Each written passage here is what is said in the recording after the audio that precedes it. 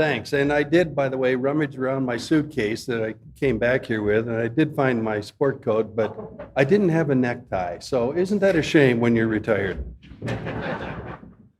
All right, let's talk a little bit about the dairy. We've had really very good demand, or surprisingly good demand. Demand was actually fairly flat or down when you look at unit volumes out there, but recognize that at retail, consumers paid nearly 20% more, a little over 20% more for products in the dairy case this past year. So the spend was relatively high, but when we go back and look at actual numbers that we can take a look at, the summaries are going to come in for 2021 now, not 2022. But in terms of total dairy product, milk equivalent, we had in 2021 yet another uptick year. So we're selling more milk as dairy products, and that's been a good thing for us. Take a look at a few of the growth categories out there. Cheese, of course, has been a long-term story. One little wrinkle in all of that was that this past year, 2021, American cheese outpaced other cheese sales for us. So the increase was back and an older product for us. Yogurt also saw a little bit of growth, and it had been bloom off that rose for a few years, and butter saw growth as well. So big categories for us in terms of manufactured products. Unfortunately, it was kind of back to the same old story for us on fluid milk sales. We had that little COVID blip there when we were safer at home. We grabbed the extra gallon of milk, we drank it. But now we're sort of back to that dismal downward trend on fluid sales. But overall, I think it's just consumers that are thinking about consuming their dairy products differently than they used to. Fluid is a category that's not great, but manufactured products have really been good. Let's think a little bit about milk supply. Dairy cow numbers really speaks to our capacity to produce milk in the short term. The purple line up there on top was showing you in 2021 what happened. We had growth in response to pretty strong milk prices actually for dairy farms in the cow numbers and our capacities. But about halfway through the year, that began to turn around. We started to lose dairy cow numbers in the U.S. Last year, in 2022 and up to the present time period, we had a modest growth in dairy cow numbers in the first quarter or so, and then just plateaued. So we haven't had any real growth in dairy cow numbers in the last year, and frankly, I don't expect to see that in the year ahead. We could have a little bit of modest growth, but I think it's more likely that we'd actually see a very small decline. The other part of milk production, of course, is milk yields, milk per cow. Typical for us to have growth year over year here. Much more typical to see that than the maybe up, maybe down cow numbers. But this past year in the red line, you'll notice that we had for the first half of the year almost no growth in milk production per cow either. But some response as we get to the latter half of the year, actually something close to a normal growth pattern for us. But you put all those things together, stable cow numbers, a little bit of growth in milk per cow, and we were actually up in milk production. I say actually because if you look at the end of 2021 and the first part of 2022, we had negative milk production growth with the below zero line, and we've only returned to positive growth over the last few months. So we are growing milk production in the U.S. You might wonder, where are we growing milk production? We'll take a look at the map. With the Middle East area there, you know, from Illinois all the way through Pennsylvania, is substantial milk producing states. And those have all been down. So we've had some losses there. If you take a look at the big losses on a percentage basis, you have to look at Florida and New Mexico. They've lost a substantial amount of milk. We here in Wisconsin have been up a little bit. I put them in the yellow, so it's a little up or a little down in that category, but not much in the way of growth going on. We've had three big gainer states, Texas, South Dakota, and Georgia, and those are states that have grown rather substantially in the last few years as well on a percentage basis. So you take a look, some gainers, some losers, but overall, the ups have slightly carried the day. Drought has been mentioned before, and you know, here's the drought monitor map. You have to take a look at that. We've seen, of course, some of the headlines over the last few weeks of atmospheric rivers and deluge in California and on up there.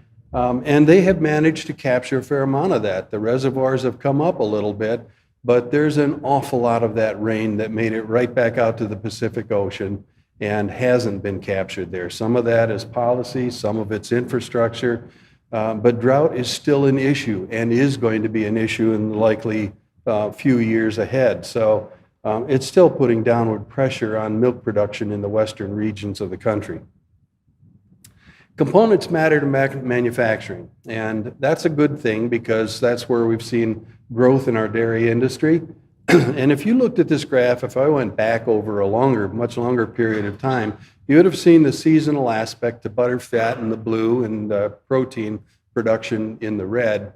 But it would have been no trend. It would have been flat until we got to 2010. And at 2010, we started to see this increase in component levels.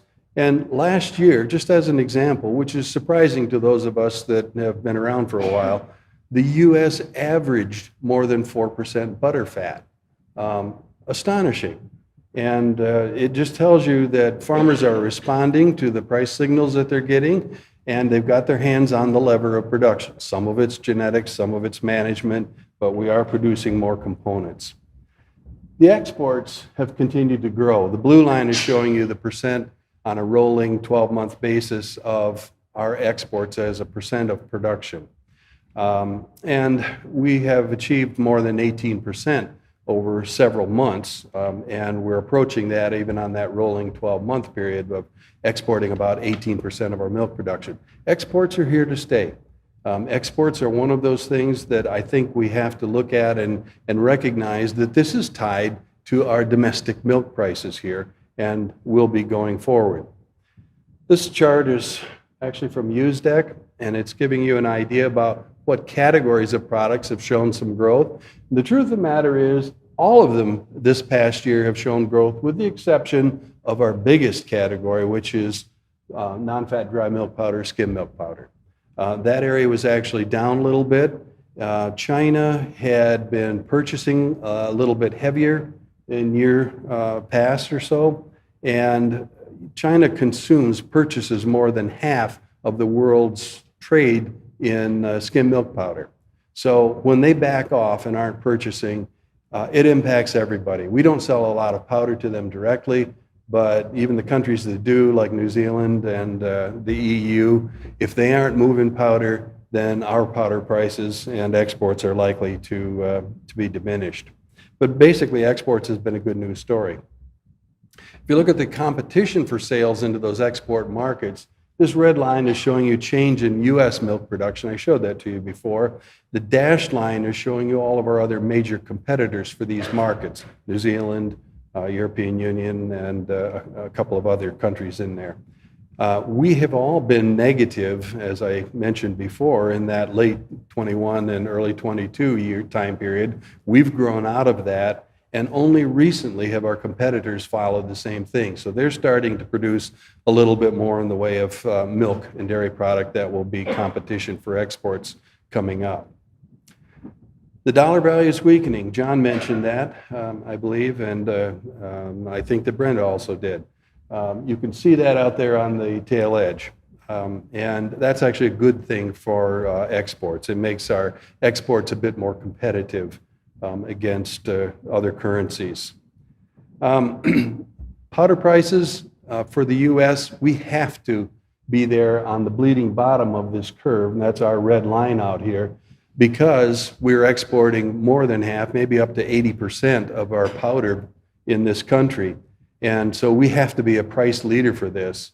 And you can see right now that actually we aren't the price leader. We're close to it. We're in the competitive range, but I don't think our powder prices have any room in the short term to be moving up. So we probably are going to continue to see downward pressure there. Surprisingly, cheese has been this growth area for us for exports, and it's because partly that our cheese prices have been competitive. That hasn't always been the case, but boy, really since early part of 2020, when the prices were very high, we got into a position where we were now competitive on world markets and we're selling more product there. I'll talk just briefly about that a little bit later. Butter is something we sold a bit more of, but we're really not in a competitive position right now with butter. So those prices are going to have to fall if we want to sell more as export. And I don't think that's going to be much necessary in the year ahead. Inflation's been improving. And you can see that by that small decline on the right-hand side of the graph. But we aren't where we want to be. 2% is where the Fed would love to be. They're going to continue, in my opinion, to raise rates until we finally can push things back down there. It's just too high yet.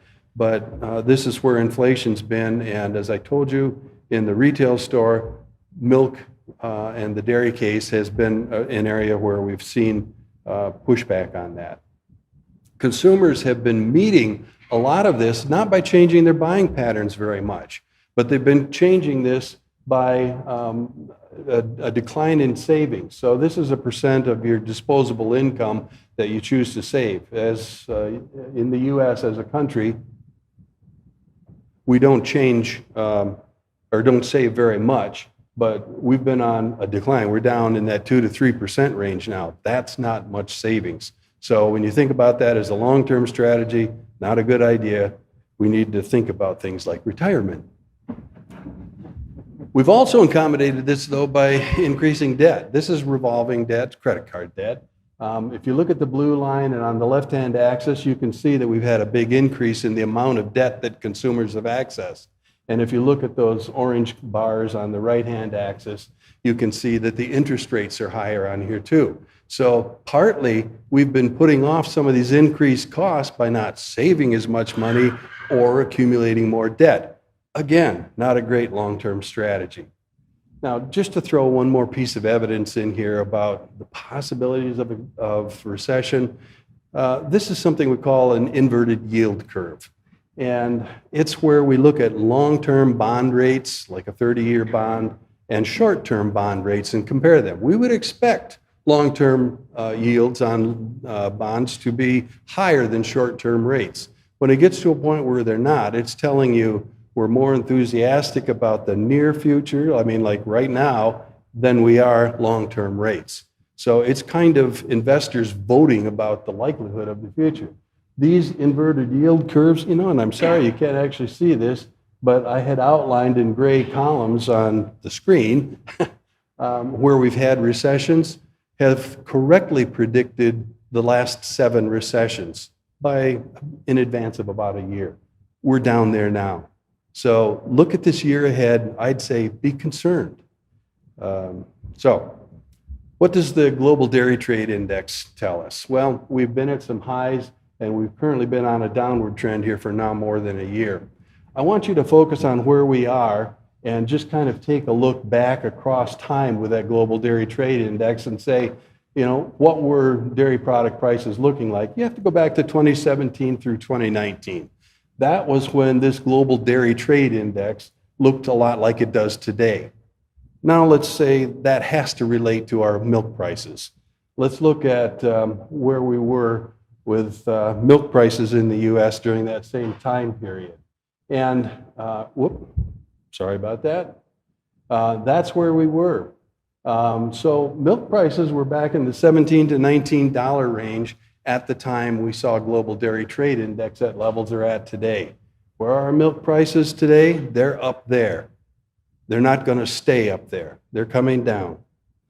If you look at futures-based forecasts, that's what you're seeing out there in the right on the dashed lines. The blue line is class 3, the red line is class 4, and the green line is the all milk price forecast from those. That would tell you that even the CME is expecting a substantial decline in milk prices. But if we look at where those prices were based on the Global Dairy Trade Index, it's looking like, we're talking about more than $1 lower than what the futures markets are currently projecting.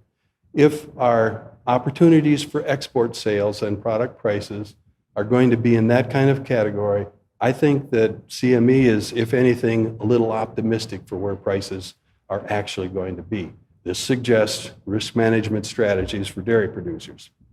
So in summary, domestic demand's been surprisingly good in the face of inflation. Consumers have bought a year's worth of that inflation from savings and credit card. Not a great strategy in the long term.